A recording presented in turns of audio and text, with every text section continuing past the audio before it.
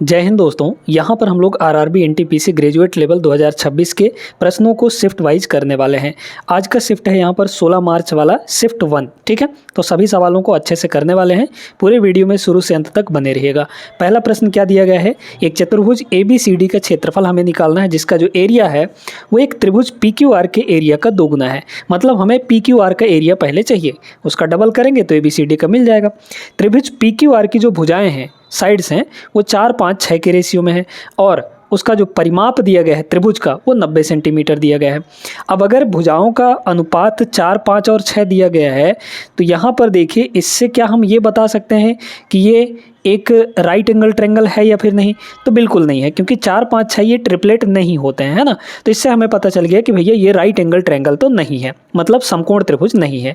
तो हमें हीरोन का फार्मूला यहाँ पर यूज़ करना पड़ेगा। अब पहले हम यहाँ पर साइड्स निकालेंगे। देखिए, अगर यूनिट में टोटल तीनों का सम देखा जाए, पेरीमीटर देखा जाए, तो 4, 5, 9 और 6 कितना हो जाएगा? 15 हो जाएगा, है ना। इस 15 यूनिट की जो एक्चुअल वैल्यू है कितनी दी गई है? 90 सेंटीमीटर, है ना। तो 90 सेंटीमीटर यहाँ पर 15 की वैल्यू हो गई। तो एक की वैल्यू कितनी होगी? 15 छक्के 90, यानी कि 6 यूनिट हो जाएगा। हमारे पास जो साइड्स हैं कितनी आ गई? एक की वैल्यू 6, तो 6 इनमें सब में मल्टीप्लाई करते जाइए, तो 6 चौके हो जाएगा 24, ठीक है। फिर 6 और 5 30 हो जाएगा, और 6 और 6 कितना हो जाएगा? यहाँ पर 36 हो जाएगा। मतलब हम ये कह सकते हैं कि हमारे तीनों साइड 24, 30 और 36 सेंटीमीटर हैं। अब हमें क्या निकालना है यहाँ पर? त्रिभुज का क्षेत्रफल। और त्रिभुज का क्षेत्रफल निकाला जा सकता है हीरोन फार्मूला का यूज़ करके, जब तीनों साइड्स गिवन हो, है ना। तो तीनों साइड्स हमें गिवन है, हम हीरोन फार्मूला यहाँ पर लगाते हैं। चलिए, सबसे पहले उसे हमें सेमी पेरीमीटर निकालना पड़ेगा। सेमी पेरीमीटर यानी कि अर्ध परिमाप, परिमाप का आधा। परिमाप कितना दिया है? 90, 90 का आधा कितना होगा? 45 हो जाएगा। तो सेमी पेरीमीटर आ गया हमारे पास। अब हम एरिया निकालते हैं, area of triangle. Area of triangle का फार्मूला क्या होता है? यहाँ पर ये हो जाता है दोस्तों अंडर रूट पहले फार्मूला यहाँ पर लिख देते हैं। ये होता है S, फिर S माइनस ए का मतलब पहला साइड, ठीक है, ट्रायंगल का। दूसरा होता है S माइनस बी, और इसके बाद यहाँ पर S माइनस सी। ये हीरोन फार्मूला है किसी भी ट्रायंगल का जिसके तीनों साइड्स गिवन हो, उसका एरिया निकालने का फार्मूला। अब यहाँ से निकाल लीजिए कितना होगा। चलिए देखते हैं यहाँ पर, है ना। ये हो जाएगा अंडर रूट में S मतलब 45। तो 45 को आप तोड़ तोड़ के लिखिए, है ना, हर एक को तोड़ तोड़ के लिखिए। 45 को 9 और 5 लिखा जा सकता है, ठीक है। तो हमने S को लिख दिया। फिर S माइनस ए, 45 माइनस 24, 45 माइनस 24 करेंगे तो 21 आएगा। 21 को भी तोड़ लीजिए, तो 7 और 3 में हम लोग तोड़ सकते हैं, ठीक है। इनटू S माइनस बी यानी 45 माइनस 30, 45 माइनस 30 15 आएगा। 15 को भी तोड़ लीजिए, 3 इंटू 5, ठीक है, इंटू S माइनस सी, 45 माइनस 36, 45 माइनस 36 कितना आएगा? 9 के बराबर आ जाएगा। अब इनका रूट निकाल लीजिए। देखिए, 9 एक ठो यहाँ है, एक ठो यहाँ है, तो पेयर बन गया 9 का, मतलब 9 बाहर आएगा। 5 यहाँ है, तो 5 का भी पेयर बन गया, मतलब 5 बाहर आएगा। 3 यहाँ है, 3 यहाँ है, 3 का पेयर बन गया, मतलब 3 बाहर आएगा। लेकिन 7 का पेयर नहीं बन पा रहा है, तो रूट 7 रहा आएगा। और रूट 7 की जो वैल्यू है वो कह रहा है कि 2.61 लेना है, तो रूट 7 बचा, और रूट 7 की वैल्यू यहाँ पर 2.61 लेना था। ये जो एरिया आया है दोस्तों, ये आया है ट्रायंगल का एरिया। अब हमें चतुर्भुज का एरिया चाहिए, मतलब इसका डबल करना पड़ेगा, क्योंकि इसमें पूछा था, मतलब बोला था कि जो चतुर्भुज का एरिया है वो PQR के एरिया का डबल है, 2 गुना है ना। यहाँ पर बोला गया है, तो बस इसका डबल करना है हमें। इसका डबल करके हम आंसर अपना निकाल लेंगे, है ना। तो इसे 2 से मल्टीप्लाई कर लीजिए, और 2 से मल्टीप्लाई करेंगे तो अब ये बन जाएगा काहे का एरिया? यहाँ पर चतुर्भुज का एरिया, क्वाड्रिलेटरल का एरिया, ठीक है।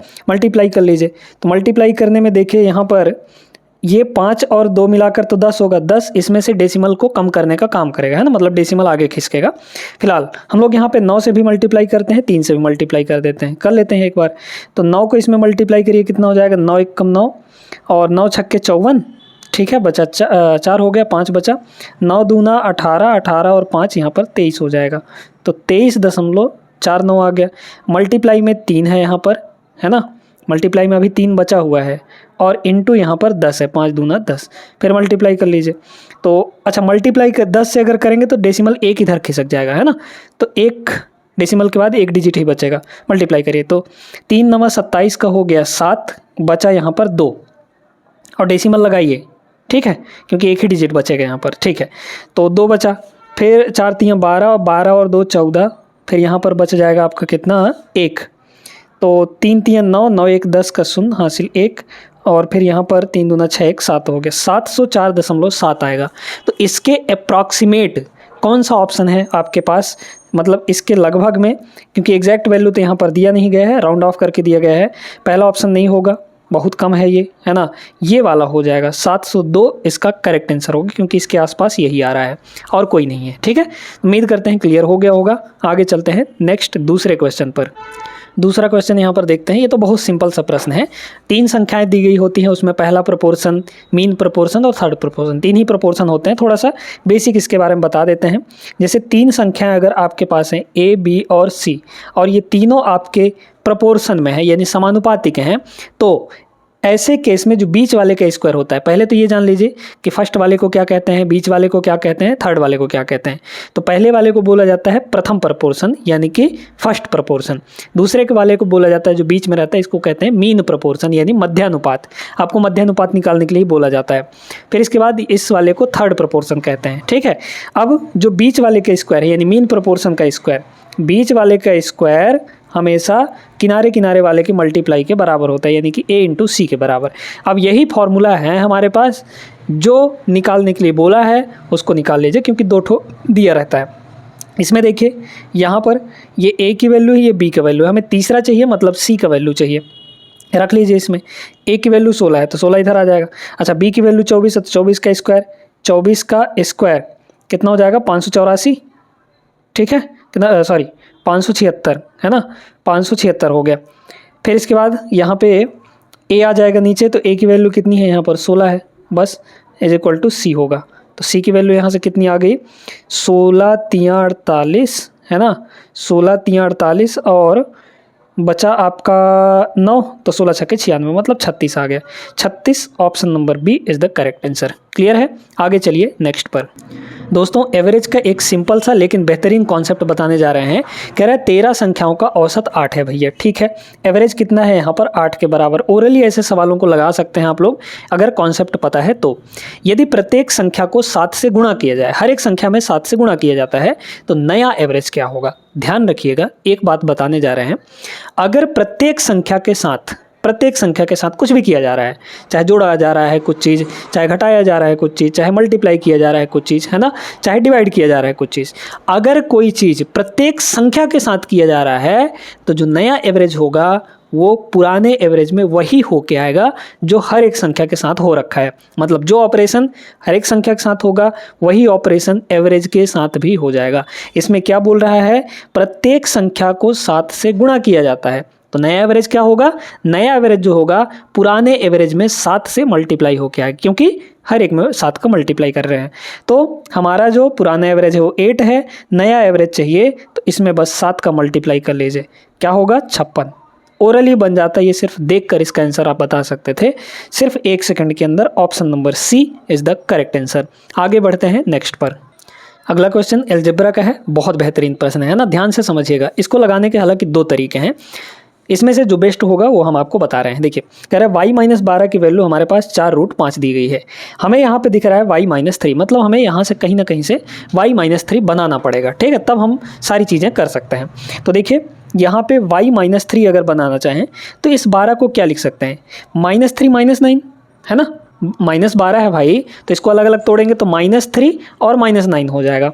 तो अगर y-3 को इधर ही छोड़ेंगे तो क्या बनेगा हमारे पास, इधर -9 जो था उधर चला जाएगा तो +9 हो जाएगा, और प्लस का 4√5 पहले से यहाँ पर है 4√5, ये हो जाएगा कि नहीं, बड़े ईमानदारी से बताइए, हो जाएगा, बिल्कुल हो जाएगा, है ना।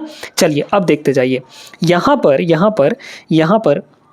y-3 तो हमें पता चल गया, हमें चाहिए √y-3 / 1/√y-3। हम क्या करते हैं, यहाँ पर इसको थोड़ा सिंप्लीफाई कर लेते हैं, मतलब एक आसान तरीके से देखने का जुगाड़ खोजते हैं। हम y-3 को x मान लेते हैं, तो x की वैल्यू कितनी हो जाएगी यहाँ पर, 9 + 4√5, ये हो जाएगा। अगर हमने y-3 को x माना है तो यहाँ पे ये हो जाएगा √x और -1 यहाँ पर √x हो जाएगा। ठीक है, हमें यही चाहिए। अब क्या करते हैं, इसका कर देते हैं स्क्वायर, हम थोड़ी देर के लिए इसका कर देते हैं स्क्वायर। करेंगे तो क्या बनेगा, a - b का होल स्क्वायर होता है, मतलब a² + b² माइनस -2ab है ना। तो a का स्क्वायर करिए मतलब रूट एक्स का स्क्वायर करिए तो x बनेगा, ठीक है, ध्यान से देखते जाएगा, प्लस 1/√x यानी b का स्क्वायर करेंगे तो इसका स्क्वायर करेंगे तो 1/x हो जाएगा, फिर -2ab तो माइनस का 2 बनेगा, क्योंकि a इंटू बी करेंगे तो 1 बन जाएगा, क्योंकि रूट एक्स का मल्टीप्लाई 1/√x से करेंगे तो रूट एक्स कट जाएगा, एक बचेगा, ठीक है। तो 2 इंटू 1 यानी कि 2 आ गया, ठीक है। अब हमें x प्लस 1/x चाहिए। x हमें पता है x कितना है, 9 + 4√5 है ना, 4 रूट यहाँ पर 5 है। अब हमें 1/x निकालना है। चलिए यहाँ से 1/x निकाल लीजिए, 1/x निकालेंगे तो 1/x की वैल्यू कितनी है, 9 + 4√5। हमें इसे रेशनलाइज करना पड़ेगा, थोड़ा सा करने का तरीका कई बार आपको बताया जा चुका है। क्या करते हैं, नीचे वाले का साइन चेंज करके ऊपर मल्टीप्लाई, यानी 9 - 4√5 हो गया, ठीक है, ध्यान से देखते जाइएगा, डिवाइड बाई इन दोनों का स्क्वायर करके घटा लेना है। देखिए 9 का स्क्वायर 81 होता है ना, माइनस 4√5 का स्क्वायर करेंगे तो 4 का स्क्वायर 16 और √5 का स्क्वायर 5, मतलब 16 और 5 ये हो जाएगा 80, ठीक है। तो नीचे तो 1 आ गया और 1 से किसी चीज़ को डिवाइड करते तो वही चीज़ रहता है, मतलब 1/x की वैल्यू कितनी आ गई, 9 - 4√5। तो यहाँ पे हम लिख सकते हैं 1/x की वैल्यू 9 - 4√5। अब बहुत सिंपल आपको दिख रहा होगा, -2 हो जाएगा। यहाँ से देखिए ये दोनों खत्म हो जाएंगे, 9 - 9 18 -2 यानी कि 16। 16 इस सवाल का करेक्ट आंसर होगा, 16 इस सवाल का करेक्ट आंसर होगा, जबकि यहाँ पर अच्छा ठीक 16 नहीं होगा, क्योंकि देखिए यहाँ पर हमने इसका स्क्वायर किया था, लेकिन यहाँ पर सिर्फ इसकी वैल्यू चाहिए, तो मतलब इस स्क्वायर को हटाना पड़ेगा। जब इस स्क्वायर को हटाएंगे तो इधर आके हमारा स्क्वायर रूट लग जाएगा दोस्तों, है ना, स्क्वायर रूट, यानी ये कितना आएगा, 4 के बराबर, ठीक है। तो 4 is the correct answer, 4 option number B होगा। क्लियर है, सभी को अच्छे समझ में आ गया होगा। अलजेब्रा का बेहतरीन क्वेश्चन था दोस्तों। आगे चलिए नेक्स्ट पर। अगला क्वेश्चन हाइट एंड डिस्टेंस से है। एक टावर जमीन पर लंबवत खड़ा हुआ है।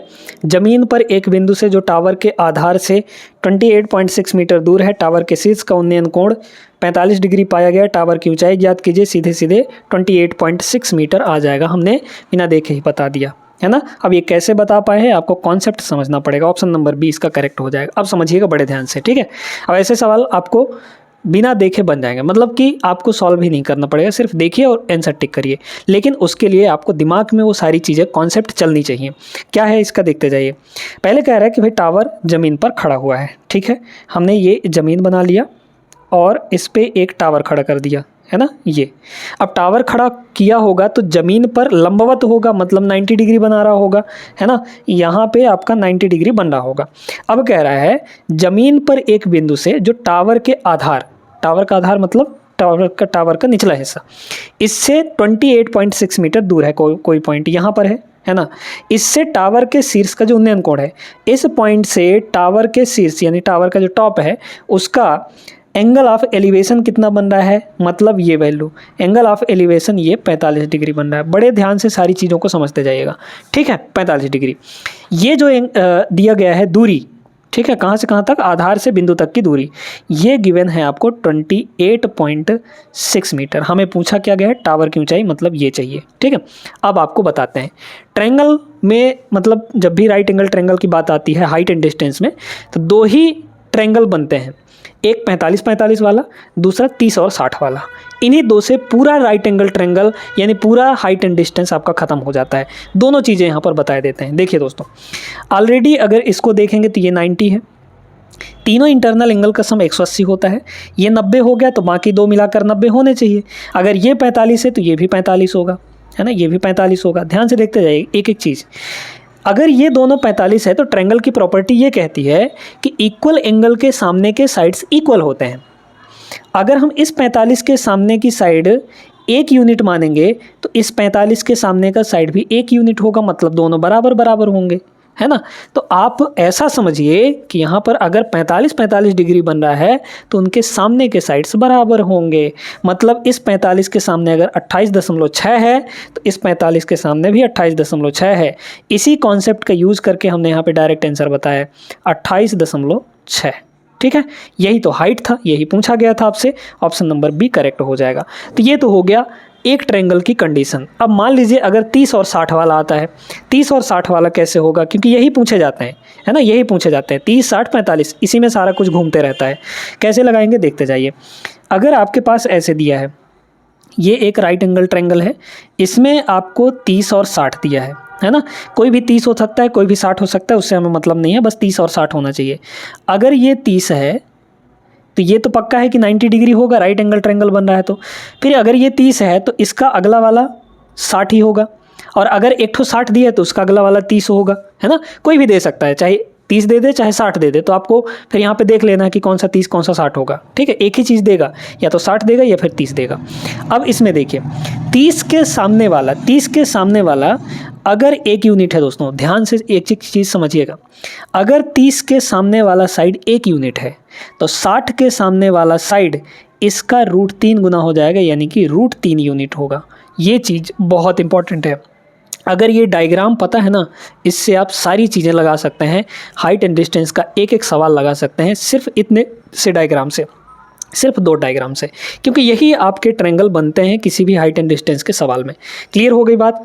मतलब अगर हम 30 के सामने वाला x मानेंगे तो 60 के सामने वाला x √3 हो जाएगा, यानी कि √3 गुना हो जाता है जो भी यहाँ पर रहेगा। क्लियर हो गई बात अच्छे से, बहुत बढ़िया। आगे चलिए नेक्स्ट क्वेश्चन पर।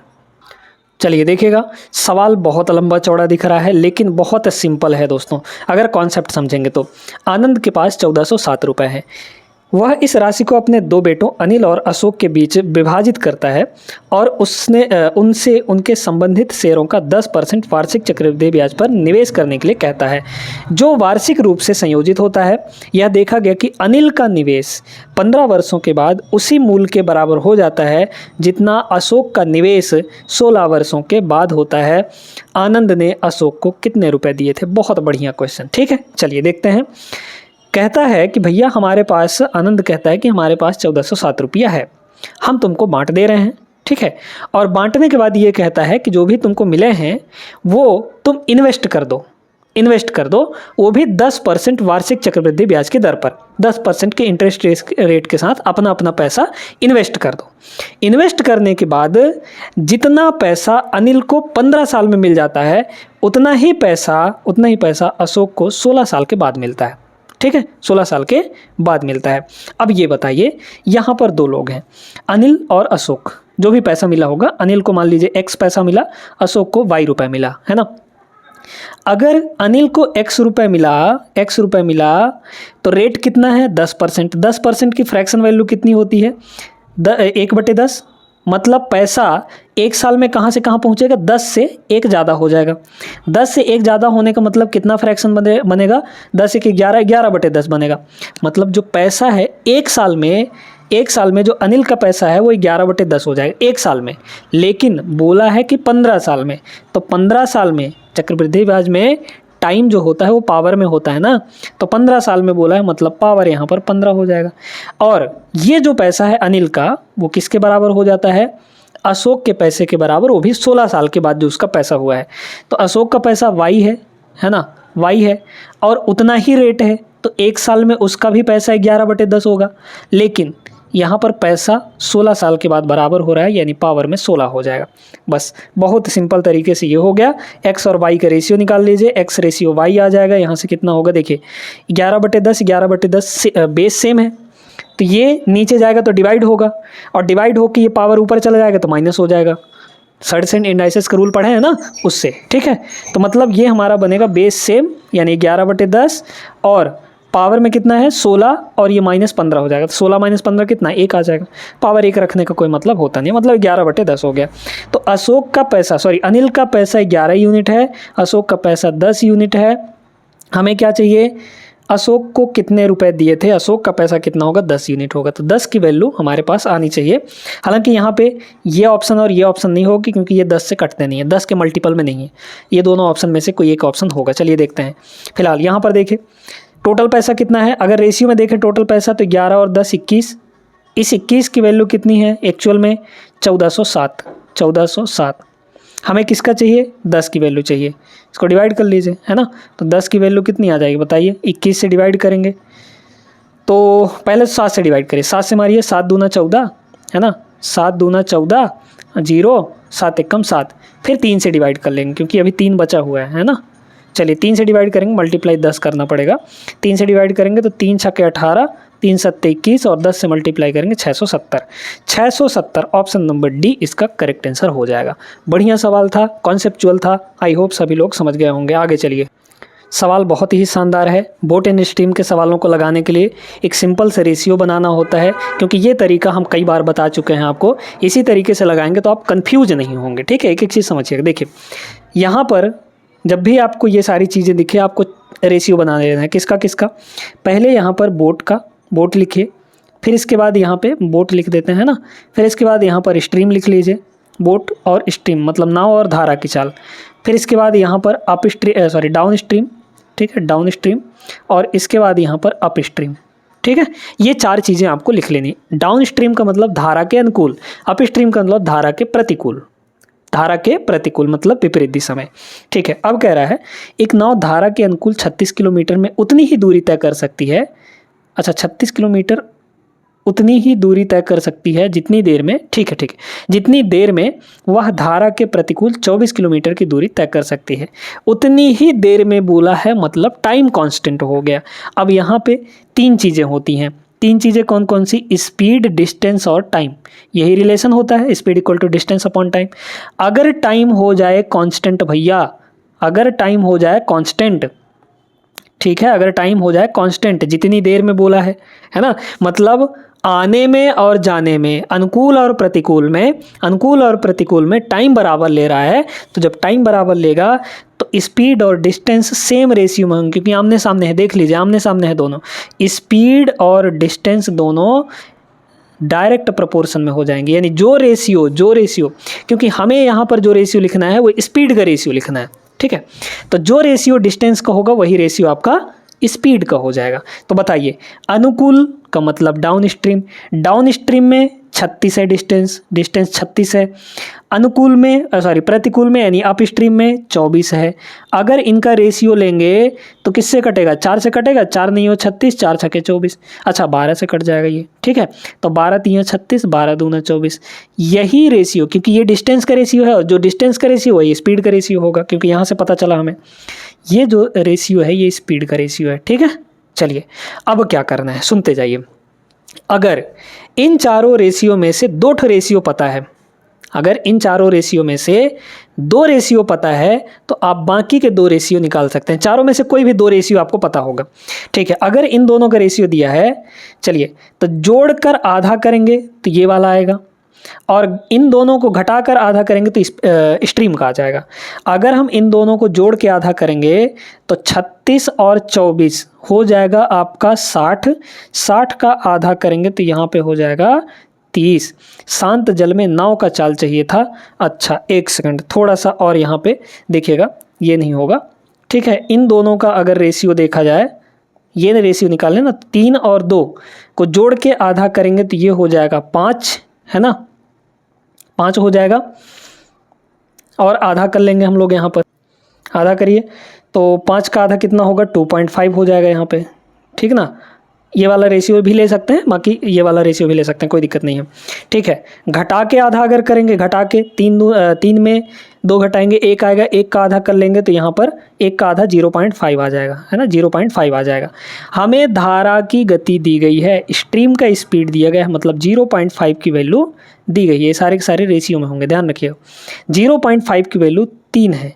कितना गुना हो रहा है? 6 गुना हो रहा है ना। 5 छक्के 30 मतलब 3 आएगा, 6 गुना हो रहा है, तो ये भी आपका 6 गुना हो जाएगा, मतलब सब 6 गुना हो जाएंगे। देखिए सब 6 गुना हो जाएंगे, तो 6 गुना करिए इसको। 6 गुना अगर करेंगे तो 25 छक्के 150 मतलब 15 आ जाएगा, है ना। तो 15 आ गया किसका? बोट का। ये ना पूछा था, शांत जल में नाव की चाल यानी बोट का speed 15। Option number first is the correct answer. सवाल नंबर 8 देखते हैं। 60 kmph की गति से चलने वाली एक ट्रेन विपरीत दिशा में 84 kmph की गति से चलने वाली दूसरी ट्रेन को 30 सेकंड में पार करती है।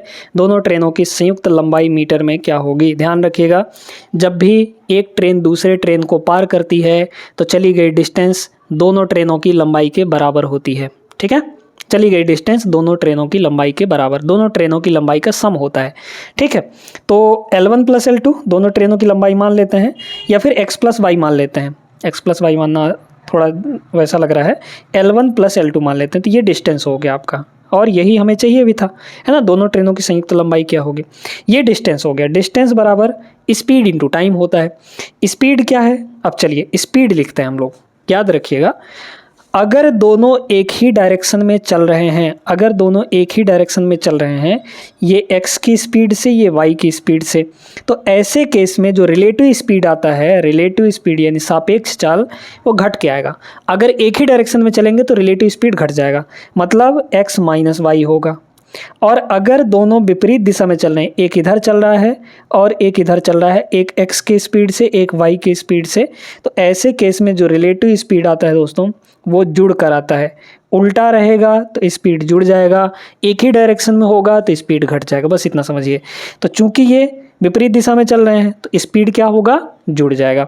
60 और 84, 8 6 14 114 हो गया, है ना, सॉरी 144 हो गया, है ना। 60 और 84 जोड़ेंगे 144, ये स्पीड आ गया। इनटू टाइम, 30 सेकंड में पार कर रही है तो इनटू यहाँ पर टाइम हो जाएगा। अच्छा, ये मीटर में पूछा है ना, तो एक चीज़ देखिए, यहाँ पर ये जो स्पीड है ये किलोमीटर पर आवर में है, इसको मीटर पर सेकंड में चेंज करिए, क्योंकि हमें ये मीटर में चाहिए, और टाइम भी आपका सेकंड में दिया है। तो मीटर पर सेकंड में चेंज करने के लिए क्या करना पड़ता है, 5/18 से मल्टीप्लाई, है ना। तो ये हो जाएगा मीटर पर सेकंड में 5/18, ठीक ना। अब ये हो गया स्पीड इंटू टाइम, टाइम कितना है यहाँ पे 30 है, तो बस मल्टीप्लाई कर लीजिए, काट पीट लीजिए। यहाँ पे देखिए 6 से काटेंगे 3 बार में, 6 से काटेंगे 5 बार में, है ना। 3 से ये कट जाएगा आपका, 3 से कितनी बार में कटेगा, यहाँ पे 3 से देख लीजिए, 6 से 3 बार, ठीक है। 3 से काटेंगे, 3 चौके 12, बचा 2, 3 छक्के 1 सेकेंड, कितना होगा, 3 8 24, है ना, 8 बार। तो अब यहाँ पे क्या कर सकते हैं, 25, इसका 100, 4 इसमें से ले लीजिए ना भाई, तो 12 चौक 48 होता है, तो 12 और 4 कर लीजिए, 4 इसको दे दीजिए, 25 चौके 100, 100 इंटू 12 यानी 1200 आ जाएगा। तो 1200 इसका करेक्ट आंसर होगा, ऑप्शन नंबर सी। ये क्वेश्चन बढ़िया था, उम्मीद करते हैं समझ आ गया होगा। आगे चलिए नेक्स्ट पर। ये तो आसान सा प्रश्न है। एक संख्या का 20% 620 के 20% से 200 अधिक है, वह संख्या क्या होगी। संख्या का 20%, संख्या का 20% जो है, परसेंट यानी डिवाइड बाई 100, वो किसके बराबर है, 620 का 20%। अच्छा देखिए, का मतलब मल्टीप्लाई होता है, यहाँ पे हो गया मल्टीप्लाई, और अगर परसेंट हटाएंगे तो 2 जीरो खत्म हो गए, 1 जीरो इसका, 1 जीरो इसका। 62 का डबल, 60 का डबल 120, 120 और 2 4 124 हो गया। 124 से कितना अधिक है, 124 से कितना अधिक है, 210 अधिक है ना, 210 अधिक है। ये कट जाएगा, 5 आ जाएगा इधर, है ना, तो x की वैल्यू आ जाएगी 124, 10 जोड़ेंगे 24 10 34, 334, है ना, 334 और 5 उधर जाके मल्टीप्लाई होगा, ये x की वैल्यू आ जाएगी, इसको मल्टीप्लाई कर लीजिए, ठीक है। 2 इसको दे देते हैं, तो 1.5, 150 और 17, 150 और 17 कितना हो गया, 167, 1670, ठीक है। ये आ जाएगा, option number C is the correct answer. आगे चलिए, ये सवाल भी बढ़िया सवाल है। गिरीश ने एक परीक्षा में 572 अंक प्राप्त किया और वह अधिकतम अंकों के 28% से 30 कम था, है ना। ये जो 572 है, ठीक ना, 572 अंक जो है, 572 अंक जो है, ये किसके बराबर है, मैक्सिमम अंकों का 28%, 28% से कितना कम है, 30 कम है। अच्छा, 28% इसको लिखना पड़ेगा, है ना, 28% से कितना कम है, 30 कम है यहाँ पर। तो 28% की वैल्यू कितनी आ गई, 30 इधर चला जाएगा, तो 28% की जो वैल्यू है वो कितनी होगी, 30 जोड़ लीजिए, तो 7 3 10, 602, है ना, 602 आ गया, 28 की वैल्यू 602 आ गई। हमें क्या चाहिए, उसी परीक्षा में उसके मित्र ने 473 नंबर प्राप्त किए, उसके मित्र द्वारा प्राप्त अंकों का प्रतिशत क्या होगा, ठीक है। बड़े ध्यान से समझिएगा। अब यहाँ पे एक चीज़ आपको बताते हैं, देखिए ये जो 602 नंबर है वो 28% के बराबर है, ये जो 602 नंबर है वो 28% के बराबर है। हमें कह रहा है कि ये जो 473 नंबर है वो कितने परसेंट के बराबर होगा। तो अगर 602 28% के बराबर है तो एक नंबर किसके बराबर होगा, एक नंबर किसके बराबर होगा, 28% और डिवाइड बाई 602, ये एक नंबर का वैल्यू हो गया परसेंटेज में। हमें इतने नंबर का वैल्यू चाहिए परसेंटेज में, तो मल्टीप्लाई कर देंगे 473 से, बस इसको काटा पीटी कर लीजिए, आपका आंसर होगा। परसेंटेज तो रहेगा ही रहेगा, यूनिट डिजिट लगा सकते हैं क्या, बिल्कुल लगाया जा सकता है। देखिए 8 तिरके 24, ऊपर हुआ 4, नीचे है यूनिट डिजिट 2, मल्टीप्लाई करेंगे तो 2 आ सकता है है ना, 2 से मल्टीप्लाई हो सकता है, 2 यहाँ है 4 यहाँ है, तो 4 दूना 8 हो जाएगा, ठीक है, 2 दूना 4 भाई, है ना। तो हमारे आंसर का यूनिट डिजिट 2 होना चाहिए, option number A is the correct answer. और 7 भी हो सकता है क्योंकि 2 सत्ते 14 मतलब 4, तो 7 तो कहीं है नहीं, ऑप्शन में नहीं दिख रहा है 7 यूनिट डिजिट, तो पहला ही ऑप्शन आपका करेक्ट आंसर हो जाएगा 22%। तो आज के इस सेशन में दोस्तों हमने 10 प्रश्न किए हैं इस शिफ्ट के, जो 16 मार्च को हुआ था उसके पहले शिफ्ट के 10 प्रश्न किए हैं। बाकी के जो 20 प्रश्न हैं वो हम अगले क्लास में आपको अच्छे तरीके से करवा देंगे। ये सेशन अगर पसंद आए हो तो वीडियो लाइक कर दीजिए, चैनल को सब्सक्राइब जरूर कर लीजिएगा, क्योंकि जो सवाल हम यहाँ पे आपको करवाते हैं, जो अप्रोच, जो कॉन्सेप्ट आपको बताते हैं, वही आपके एग्ज़ाम में आता है, खासकर रेलवे के एग्ज़ाम में। तो अगर आप हमारा चैनल को फॉलो करते हैं तो आपको रेलवे के एग्ज़ाम के लिए खासकर मैथ्स में कहीं और भटकने की ज़रूरत नहीं पड़ेगी। ठीक है, चैनल सब्सक्राइब कर लीजिए। मिलेंगे नेक्स्ट क्लास में, तब तक के लिए जय हिंद।